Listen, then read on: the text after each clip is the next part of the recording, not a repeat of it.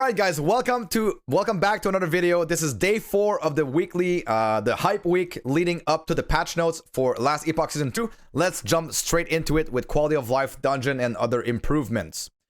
Hello travelers, welcome to the final pre-patch hype week blog post. This is our last hype week post before the patch notes, which are coming tomorrow. And today, we'll discuss some of the quality of life changes as well as a few other game improvements coming with LE Season 2, blah blah blah, Tombs of the Erased. We also expand on some features you may have already seen through our announcement trailer, Twitch streams, Eternal Monthly newsletter, or the recent dev podcast, and cover some new exciting features yet to be mentioned, so let's dive right in. I'm excited, guys. Mastery respec, so we knew about this already. As a carefully kept secret until the announcement trailer, players will be able to respecialize their mastery from Season 2 onwards for a price. Chronomancer Loreen is already adept at helping you respecialize your passive points, and you can now respecialize your class mastery at the end of time. Simply choose the respecialized mastery option and Loreen will let you know how much gold will be required.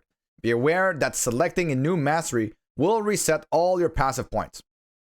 So this is extremely important for one reason, because you will be able to level with any mastery that you want and then swap to the, whatever build that you want to play. If you don't feel like leveling a primalist on Beastmaster is very good, or on Druid or whatever else, you can always level with Storm Totem and, blast through the game. Or if you're on Mage, you might want to level with Spellblade. You might want to level with Paladin. This is going to enable a very, very easy leveling path, and then you can respec into whatever else. There is also another thing where you will be able to, if you don't like the class that you are playing at a certain time, after, getting to level 60, 70, you'll be able to respec immediately and not have to go through the entire campaign again.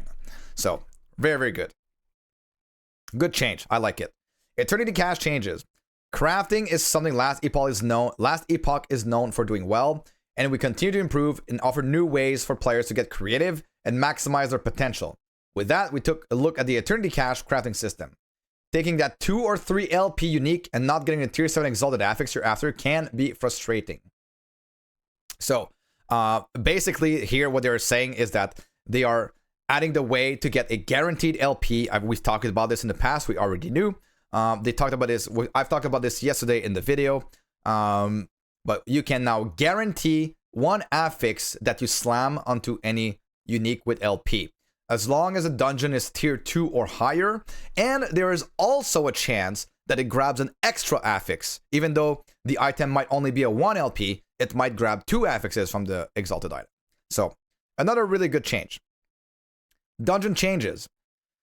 You ask for a key ring to free up inventory space, but we saw just how many keys you'd been saving and realized no one makes key rings that big. Instead, keys now have their own space in the inventory UI. Freeing up valuable gear space in your stash tab. This allows you to also more easily see how many of each key type you have gained and have available to exchange, though only with a specific vendor whose services aren't quite officially sanctioned in Majelka. So here you see, you will have the key tabs. These are the dungeon portals that you can use to skip basically directly to the boss fight. And you have your Abrot keys, obviously. You can also exchange 3 keys for a portal charm here at the black market key trader, which will be most like, where did they say that they're going to put this? Is this, this looks like it's in Majelka, right? Sanction in Majelka. Yeah, I was going to say this is probably a Woven Echo, but it's just directly in Majelka. So portal charms and scale charms. You can only exchange your key portals at the black market key trader in Majelka. This is chapter 9. This is, you can reach this place after doing the temporal sanctum as well. You just continue to the back and it brings you directly to the chapter 9, which is the last one, and you don't have to go through the entire story. Though for our loot lizard loving players, scale charms will instead only drop from mobs. When used at the entrance of a dungeon, a scale charm will greatly increase the amount of loot lizards that spawn during that dungeon run. Similarly, the portal charm will let the player travel directly to the dungeon boss with a random set of floor modifier based on the tier of the dungeon selected. The modifiers apply as you've had fought through each of those floors, but now you can jump straight to the boss and rewards. Though for players that wish to reach a boss the old-fashioned way, or have prophecies to complete, we have made improvements to dungeon zones based on your feedback. Dungeons are now smaller, fewer blockers, and a lower chance for dead ends.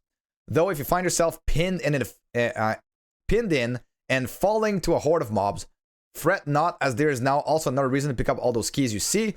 You can now respawn in the dungeon, and it consumes a key. For hardcore, obviously this doesn't work. However, that's not all we've updated for our dungeons. For a while now, we've had partial campaign skips via our dungeons, which has allowed players to speed up or customize their progression through the story at the cost of missing or having to backtrack to certain quests for passive points and idle slots. From Season 2, new short quests have been added that reward 2 passive points and unlock 1 idle slot for defeating each dungeon's boss. These quests will also direct players to the alternate dungeon exits, bypassing parts of the campaign. So they are adding new ways to get passive and idle slots, so I will have to update my guide on how to do so in the fastest way possible. Controller targeting. So basically here they have revamped all the controller targeting for all skills to make them better.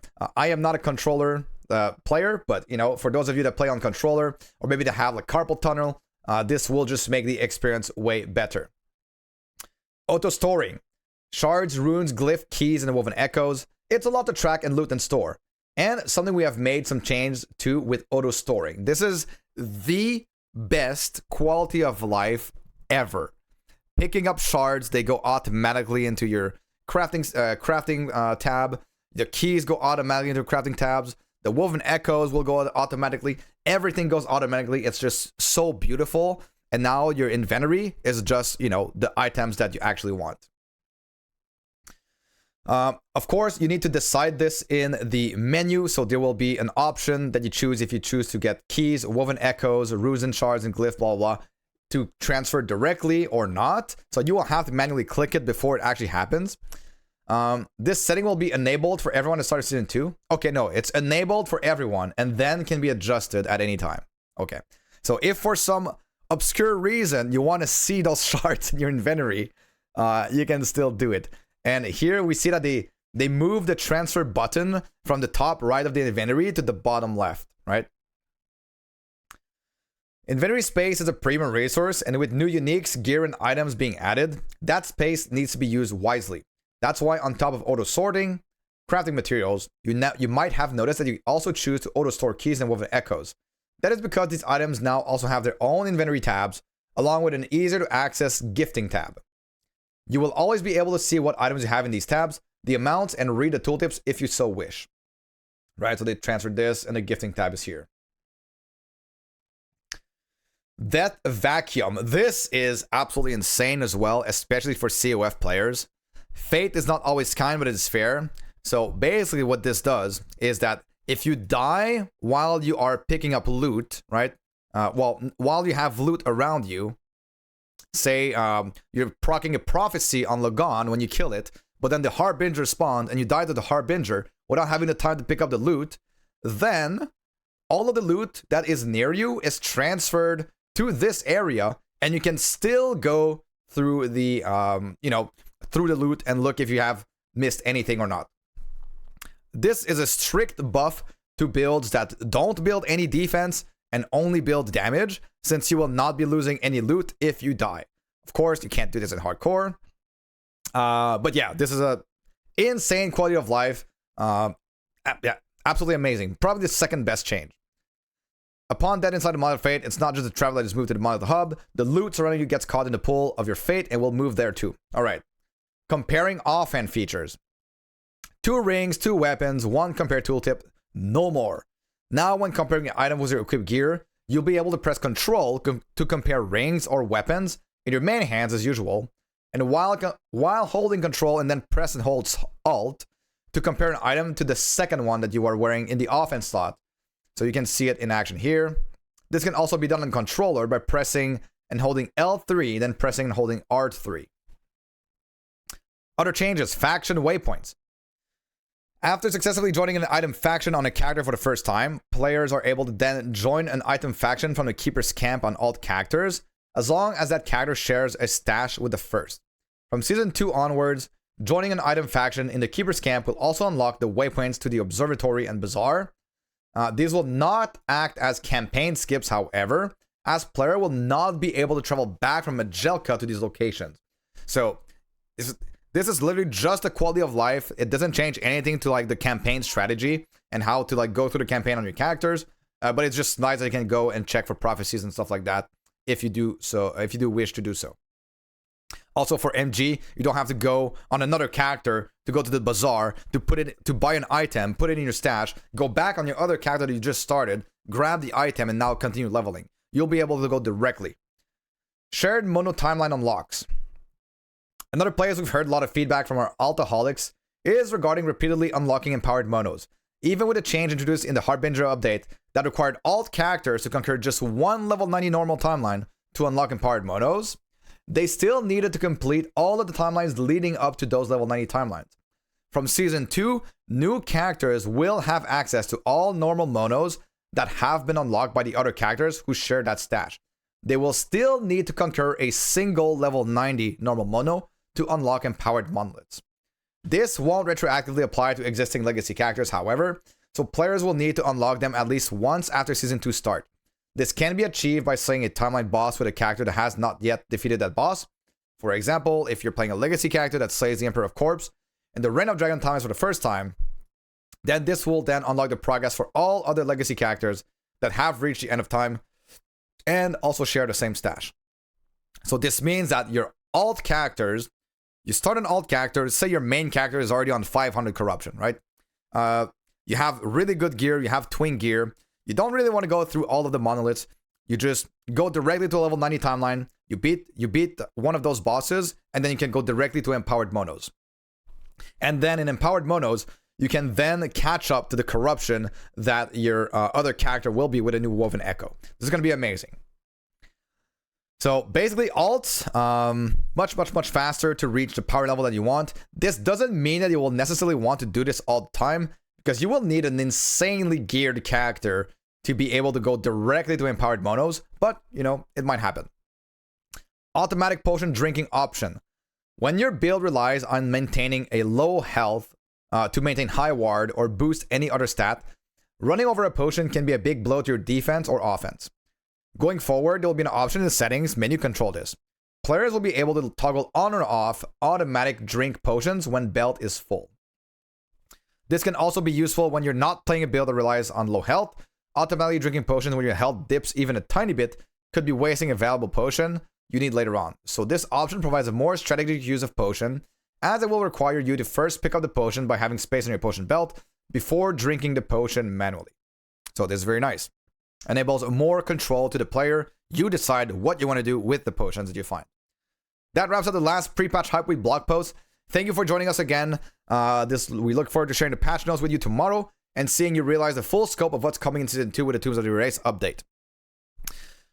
Don't miss EAG's founder and game director Judd Ross and senior technical game designer Mike talking in depth about what's coming in Season 2 with Aaron Action RPG and Frosty LaRue on tomorrow at 4 p.m. Eastern Time.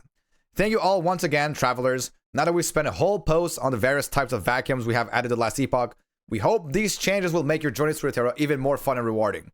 So overall, insanely good change. The quality of life coming in this next update is completely game changing for having experiencing. I have experienced it, right? I'm gonna tell you right now, the death vacuum, everything gets sent to their own tabs, the keys, the shards, the echoes. It's absolutely game changing. No more you fight a bunch of loot lizards. The entire screen is filled with shards. You click one shard, it fills up your entire inventory. You click transfer, you click another shard, you reopen your inventory, you click like, there's no more bullshit like this. It's going to be absolutely amazing. So that is it for today, guys. I hope you're excited for tomorrow's patch notes. I will go over them. If you have not already, I heavily suggest checking out the stream on Twitch and leaving a like on the video and also subscribing. I don't really, say this much in my videos, but it does help me quite a bit. And yeah, hope you guys have a great rest of your day. I'll see you guys all in the next video.